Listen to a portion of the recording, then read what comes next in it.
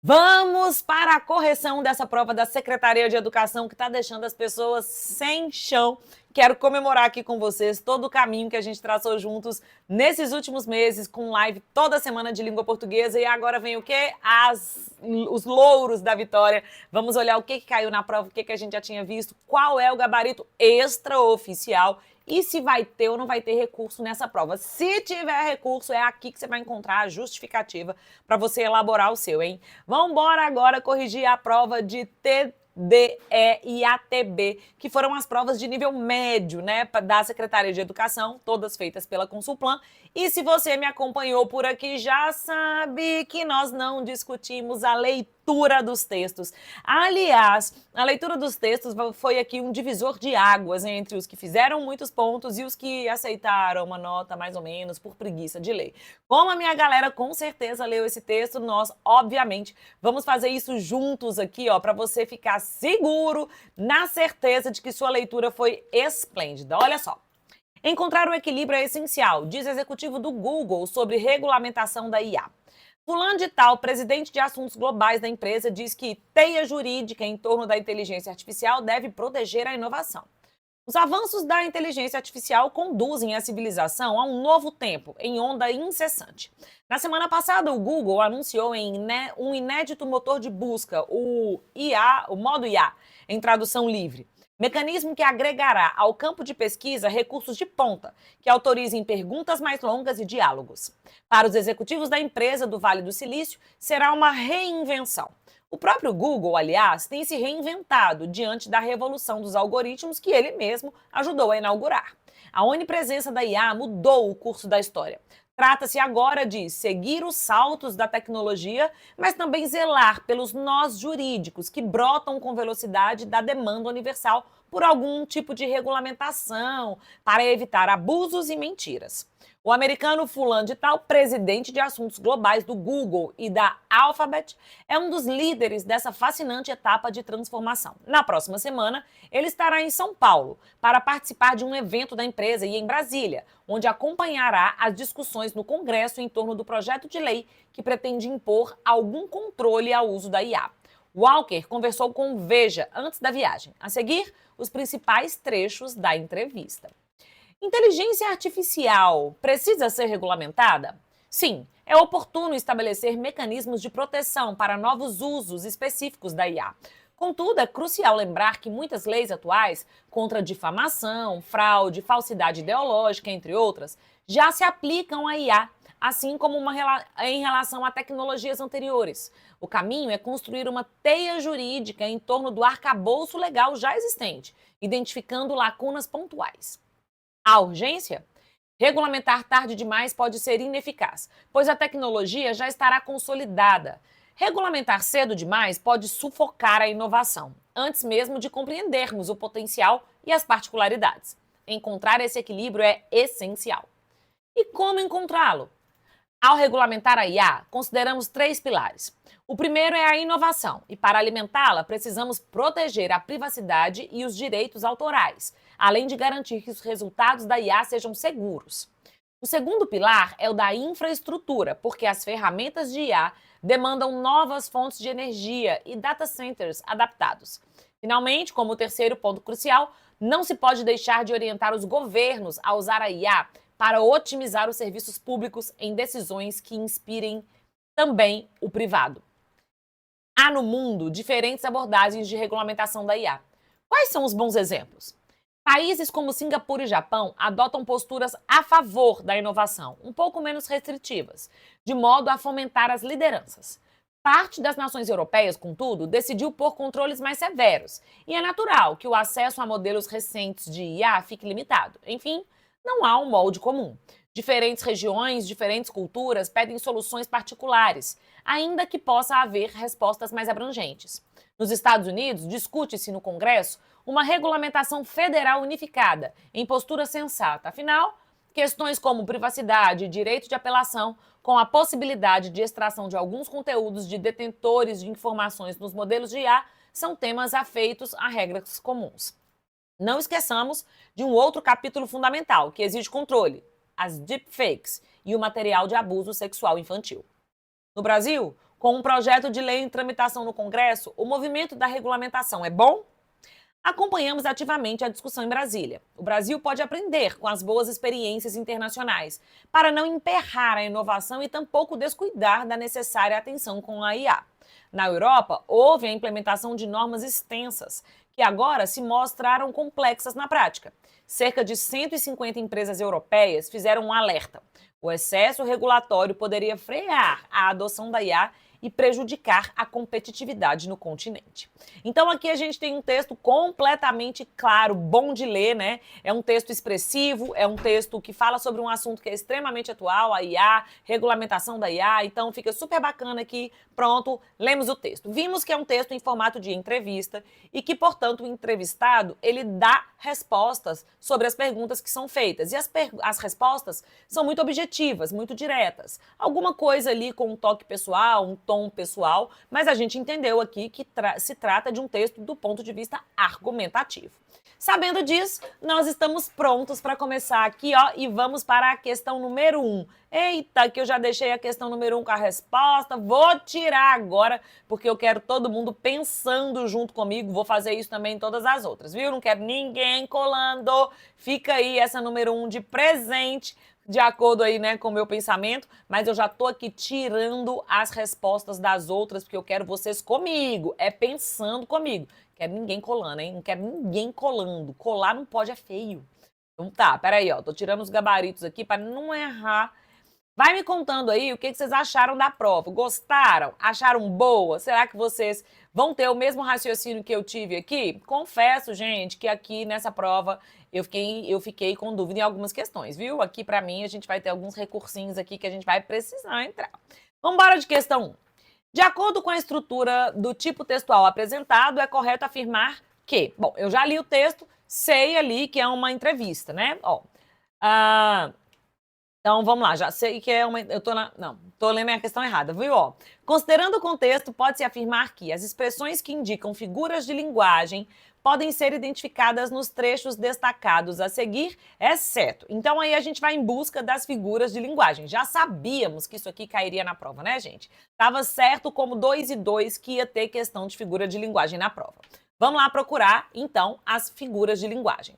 Sim, é oportuno estabelecer mecanismos de proteção para novos usos específicos da IA. Aqui não tem. Não tem. Pode pôr aí a letra A, não tem.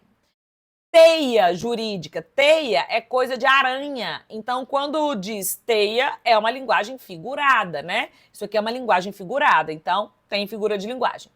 Os avanços da inteligência artificial conduzem a civilização a um novo tempo, em onda incessante. Olha aqui, ó, a figura de linguagem chamando de onda, né? Na verdade, quando chama de onda, não está dizendo que é uma onda mesmo. Onda é aquilo que tem lá no mar. Aqui não é onda. Então, ótimo. Letra D. Na semana passada, o Google anunciou um inédito motor de busca. Também não é exatamente um motor, né? Seria meio um recurso de busca. Motor aqui é uma palavra que não se enquadra, enquadra em relação ao sentido. Mas o significado original dela não está de acordo com o contexto aqui. Eu confesso que motor de busca me deixa meio insegura. Eu posso sim pensar que a gente consegue a letra A como resposta, mas eu vou colocar aqui menorzinho, ó, a letra D, esperando que talvez a banca, sei lá, num surto, possa considerar que a letra D funcione sim como uma possível resposta. Se der errado, se não for a letra A, o que é que nós vamos ter? Recurso. Então você fique atento para os próximos passos aqui neste canal para descobrir se a gente vai ter ou não recurso para as questões. Questão número 1, então, aí tranquila, né? Teia jurídica, onda incessante, motor de busca, porque essas expressões, elas estão aqui com um sentido figurado, né? Elas não é a teia mesmo da aranha, não é a onda mesmo lá do mar, não é o motor mesmo, aquele trem que põe as coisas em movimento, né? Não é exatamente isso. Então, linguagem figurada, partiu questão número 2. Vamos lá de questão número 2. Algumas estruturas linguísticas podem ser empregadas com o objetivo de olha lá, ó, conferir credibilidade e a autenticidade ao enunciado construído, como, por exemplo, o tipo de discurso escolhido conforme pode ser identificado em. Então, tipos de discurso, quais são os discursos que a gente tem? Nós temos o discurso direto, o discurso indireto e numa situação literária, o indireto livre, né, que não aconteceria aqui. Para dar credibilidade a um texto como esse, o discurso direto, hein? O que é o discurso direto? É quando eu chamo alguém de fora do texto para participar da argumentação. E, normalmente, essa credibilidade vem de um especialista na área. Então, quando eu digo, segundo Paulo Freire, tal coisa assim, assim, assim, eu estou dando credibilidade para o meu argumento, porque eu estou trazendo Paulo Freire para a conversa. Ok? Nesse meu exemplo, eu usei o discurso indireto. Mas se eu disser, Paulo Freire diz, abre aspas, fecha aspas, eu teria usado o discurso direto. Vamos procurar aqui, então, a resposta. Letra A. Encontrar o equilíbrio é essencial. Diz executivo do Google sobre a regulamentação da IA. Põe aí letra A. Põe aí letra A, eu tenho isso aqui fácil. É o discurso direto dando credibilidade, porque quem está falando isso é o executivo do Google, certo? Ó, na próxima semana ele estará em São Paulo para participar de um evento, nada. Na semana passada, o Google anunciou um inédito motor de busca, nada. O próprio Google, aliás, tem se reinventado, nada. Aqui eu não acionei nenhum discurso fora do texto para dar credibilidade. Resposta da número 2, letra A, tranquila, passou demais. Vamos embora de número 3. Finalmente, como terceiro ponto crucial, não se pode deixar de orientar os governos a usar a IA para otimizar os serviços públicos em decisões que inspirem também o setor privado. É correto afirmar que, nesse caso, nós temos uma análise sintática. E eu estou sabendo disso porque eu estou vendo aqui, ó, são complementos, sintático, sujeito, tá vendo? Já entendi que essa questão é de análise sintática. Vamos lá fazer então. Os termos os governos, ó, e usar a IA são complementos de diferentes expressões. Tá aqui, ó, os governos, vou marcar aqui para você me acompanhar, ó, os governos e usar a IA. Então, vou ler o trecho agora, ó. Finalmente, como terceiro ponto, não se pode deixar de orientar os governos, orientar os governos e orientar a usar a IA. Então, de diferentes expressões, não, é da mesma expressão. Os dois aí são complementos do verbo orientar. Esse aqui, gente, é o objeto direto e esse é o objeto indireto. Pronto. Letra B. O termo que, de acordo com o contexto, tem sua função sintática como sujeito da oração. O que tá aqui, ó, vamos marcar o quê? Decisões que inspirem. Quem assistiu a última live comigo aqui, né, da véspera, da porta, descobriu que esse que aqui, ó, é um termo que retoma o outro. Isso aqui é um pronome relativo. E esse que equivale, então, a dizer decisões, certo? Se eu colocar decisões na frase, vai ficar assim, ó. As decisões inspiram também o setor privado. Decisões inspirem o setor privado. Então, sim, é o sujeito da oração. Decisões inspirem, decisões inspirem. O que aqui, ó, que retoma decisões, vai assumir essa função. Vamos ver as outras. A expressão não se pode deixar apresenta o pronome oblíquo se, que identifica o sujeito da oração. Gente, olha só, esse se não me dá o sujeito da oração, porque para ser sujeito, eu tenho que ter um termo de natureza substantiva não preposicionado. E aqui eu tenho, não se pode deixar de orientar, tá vendo? A sequência que eu tenho aí é de orientar. E eu não posso considerar de orientar como sujeito, porque não existe sujeito preposicionado. Galera que acompanhou as lives comigo acertou essa, tenho certeza, porque aqui eu não tenho a identificação do sujeito da oração, né? Deixa eu colocar bonito. Esse sujeito da oração aqui não existe, porque eu não tenho sujeito preposicionado. Então, não é. E os termos os serviços públicos e o setor privado são classificados sintaticamente de forma equivalente, pois são complementos de expressões também equivalentes. Vamos ver aqui, então, lá no texto, né, na frase ali onde eu vou analisar o que eu tenho. Os serviços públicos, aqui, ó, otimizar os serviços públicos, certo? Aqui eu tenho, então, o objeto direto.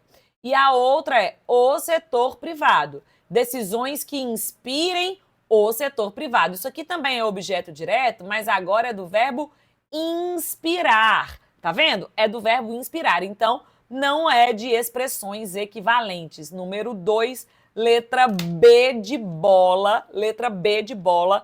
Partiu. Questão 3, não, 4. Questão 4 comigo. Vamos lá, ó. O americano fulano de tal, presidente de assuntos globais do Google e da Alphabet. Se você acompanhou comigo, você sabe inclusive dar nome para esse negócio. Esse trem chama aposto. É um aposto explicativo. O objetivo aqui é explicar quem é Kent Walker, que é o presidente de assuntos globais. É um aposto explicativo. É um aposto explicativo. Tá marcadinho aí, sublinhado. Vamos ver o que tá querendo dele. Pode ser reconhecida como aposto distributivo. Sei lá o que é distributivo, mas aqui nesse canal você aprendeu que você começa pelo fácil.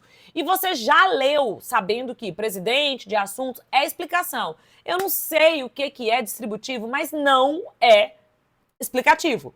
Por retomar explicações de forma detalhada. E ele não retoma explicações, né? Ao contrário, ele dá explicações. Certo? E também não é de forma detalhada, né? Só dá explicações.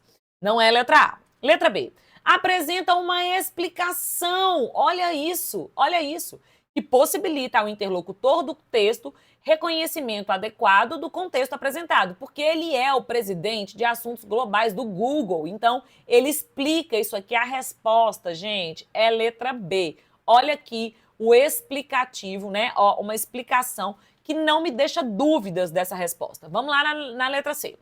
Sua omissão poderia ocorrer caso o enunciador optasse por um texto mais objetivo. Vou tentar. O americano Kent Walker é um dos líderes dessa fascinante etapa de transformação. Verdadeiro. Eu poderia não colocar. Já que a expressão em destaque acrescenta subjetividade ao texto, mas é nunca.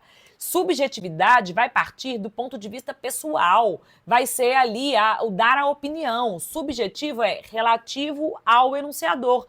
E dizer que ele é presidente de assuntos globais não é minha opinião, não, isso é fato. Então, errada a letra C. Seu deslocamento para o início da oração, ainda que realizando os devidos ajustes de acordo com a norma padrão da língua, comprometeria a compreensão do texto. Vamos lá. O presidente de assuntos globais do Google e da Alphabet, o americano Kenan, é um dos líderes. Que nada, daria certinho, ficaria ótimo, daria certo, a gente entenderia claramente. Então, nesse caso, aqui está dizendo que comprometeria a compreensão do texto, não comprometeria. Número 4, letra B de bola. Questão 5, vamos lá. Vamos lá de questão 5. Considerando a função da linguagem predominante nesse texto, gente, função da linguagem. Esse texto, ele é um texto completamente referencial, né? O que é um texto referencial? É um texto focado no assunto, apenas. Ele não está tentando convencer ninguém, não é um texto apelativo, aqui não tem expressão de subjetividade, né? Não tem emoção nenhuma, não tem nada. Esse texto é referencial, é um texto argumentativo. É uma entrevista que defende um ponto de vista, referencial. O grande objetivo desse texto é destacar o assunto, esse texto é referencial. Então, a partir da predominância da função metalinguística, não tem chance. Eu não tenho um texto falando do próprio texto, não tem. Ocorre o predomínio da função referencial, pois o texto tem como objetivo transmitir informações objetivas, né? Informações objetivas sobre fatos, opiniões, ideias e experiências do entrevistado. Exatamente. Se texto é função referencial, pronto. A manutenção do canal de comunicação estabelecido a partir da estrutura das perguntas feitas ao entrevistado permite o reconhecimento da função fática desse texto. Não tem chance. A função fática é aquela que testa o canal. É o alô? Pois é. E nesse texto tem zero função fática, porque a pergunta e a resposta vêm sem a necessidade de testar o canal. Tá claro que quem fala e quem escuta estão participando desse processo ativamente e o canal está funcionando. Não há testes desse canal. E a letra D. Embora as entrevistas sejam predominantemente textos informativos, nesse caso, o predomínio da função conativa é identificado por se tratar um assunto que possibilita discussões e questionamentos. Isso é da função referencial. A conativa é a função da propaganda. Não aconteceu nesse caso. Texto aqui em questão número 5, letra B. E a gente não vai ter surpresa de jeito nenhum na banca. Essa questão tá de boaça. Vambora de questão número 6. Quero vocês aí atentíssimos comigo à questão número 6. Vamos lá, vamos lá. O texto em análise é fragmento de uma entrevista. No texto completo, é possível realizar a leitura de outras perguntas feitas ao entrevistado. Em dado momento, o entrevistado responde: a regulamentação deve levar em conta os riscos, que existem sim. Não dá para reinventar a roda. A IA é, em essência, uma evolução de algoritmos e modelos matemáticos já utilizados em setores como o bancário e o da saúde. Nem sempre são necessárias novas leis para tudo, o tempo todo. Muitas vezes, basta interpretar as normas existentes à luz de novos saltos tecnológicos, e certamente estaremos em um bom ponto. Nesse sentido, analise as perguntas a seguir. Qual a importância da IA para os setores bancários e de saúde? O que fazer, então, para não barrar a expansão econômica e, ao mesmo tempo, evitar o vale-tudo? Na sua opinião, a criação de novas leis é essencial para lidar com os desafios trazidos pela inteligência artificial? Quais perguntas podem ser consideradas coerentes, de acordo com a resposta apresentada? Bom, essa uma aqui não, porque ninguém quer saber qual é a importância da IA. Olha só que o início da resposta dele, é muito claro em relação ao que esperar da pergunta, né? A regulamentação deve levar em conta os riscos, e eles existem sim, né? Os riscos existem. Então é sobre riscos, né? É sobre riscos. A número 3, com certeza, é verdadeira, né? Porque é a criação de novas leis, tá vendo? Então a número 3, ela é verdadeira. Ela é verdadeira. A número 1, gente, eu vou eliminar. Porque aqui não é sobre qual é a importância da IA para o setor bancário de saúde. A resposta, então, aqui, portanto, letra D de dado. E é uma questão boa de ser feita, fácil, né, no meu entendimento aqui, porque a gente elimina a número 1 de cara, tá vendo? Não tem a ver com esse negócio de qual é importante para o setor bancário, né? Não é para isso. Aí vem só como exemplo de como a IA é grande, como ela ajuda no processo da vida real. E aí trouxe setor bancário e de saúde apenas como exemplificação. Número 6, portanto, pode colocar aí que é a letra D de dado. E a gente vai agora para a questão 7. Vamos lá comigo na questão 7. Uma reescrita possível para: o próprio Google, aliás, tem se reinventado diante da evolução dos algoritmos, que ele mesmo ajudou a inaugurar. Considerando-se a correção gramatical e de sentido original de acordo com o texto seria: é só paráfrase. Aqui está esperando que você reescreva essa frase dizendo a mesma coisa com outras palavras. Então vamos ver aí o que está de verdade dizendo a mesma coisa com outras palavras e o que está indo para outro rumo. Inaugurando a evolução dos algoritmos, o próprio Google foi reinventado. Não, o Google não foi reinventado, né, gente? Essa informação aqui não é a que está lá, né? O Google está se reinventando, né, por causa dos algoritmos. O próprio Google reinventa-se diante da revolução dos algoritmos inaugurados a partir dele. Não foi a partir do Google que nasceram os algoritmos, não é isso. O Google ajudou a inaugurar esses algoritmos. Letra C. O próprio Google, diante da revolução dos algoritmos, vamos ver, peraí. Tá. Reinventa o que ele mesmo ajudou a inaugurar. Não, ele não reinventa o que ele mesmo ajudou a inaugurar. Ele reinventa, ficou ruim aqui, né? Peraí que eu vou puxar para cá. Ele reinventa a si mesmo. Organiza aí sua cabeça. E o próprio Google, a propósito, tem se reinventado diante da revolução dos algoritmos que ajudou a inaugurar. Letra D de novo, tranquila, boa de fazer, é o tipo de questão que você deveria ter marcado como média para poder ali, né, ler com calma, tranquilizar o coração e acertar.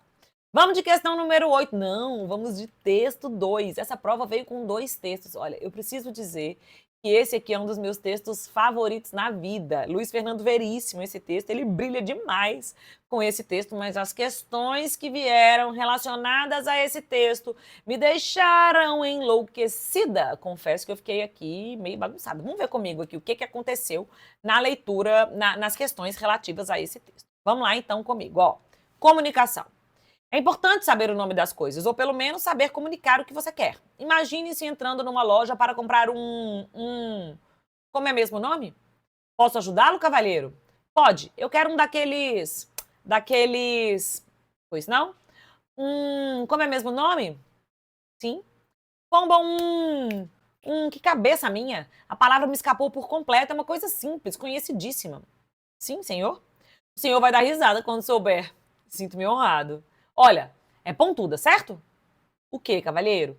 Isso que eu quero. Tem uma ponta assim, assim, entende? Depois vem assim, assim, faz uma volta, e aí vem reto de novo, e na outra ponta tem uma espécie de encaixe, entende? Na ponta tem outra volta, só que esta é mais fechada, e tem uma espécie de... Como é que se diz? De sulco, de sulco. Um sulco onde encaixa a outra ponta, a pontuda. De sorte que o negócio, entende? Fica fechado. É isso. Uma coisa pontuda que fecha. Entende? Infelizmente, cavalheiro. Ora, você sabe do que eu estou falando. Estou me esforçando, mas... Escuta, acho que não podia ser mais claro. Pontudo numa ponta, certo? Se o senhor diz, cavalheiro. Como é o que eu digo? Isso já é má vontade. Eu sei que é pontudo numa ponta. Posso não saber o nome da coisa, isso é um detalhe. Mas sei exatamente o que eu quero. Sim, senhor. Pontudo numa ponta. Isso, eu sabia que você compreenderia. Tem? Bom, eu preciso saber mais sobre essa coisa. Tente descrevê-la outra vez. Quem sabe o senhor desenha para nós? Não, eu não sei desenhar nem casinha com fumaça saindo da chaminé. Eu sou uma negação em desenho. Sinto muito.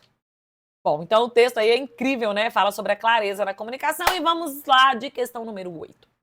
Considerando as características das classes gramaticais, é possível... você sabia, eu sabia, a gente sabia, né, gente, que ia cair esse negócio aqui de classes gramaticais. Nenhuma novidade até aqui, nós já sabemos que isso aqui ia cair, né, ficou de boaça, então... É possível reconhecer que, dentre os elementos destacados a seguir, há um que não pertence ao mesmo grupo dos demais. Posso ajudá-lo, cavalheiro? Coloca aí para mim, fazendo favor, que esse aqui é um pronome. Eu quero um daqueles. Coloca aí para mim, por favor, que daqueles é pronome.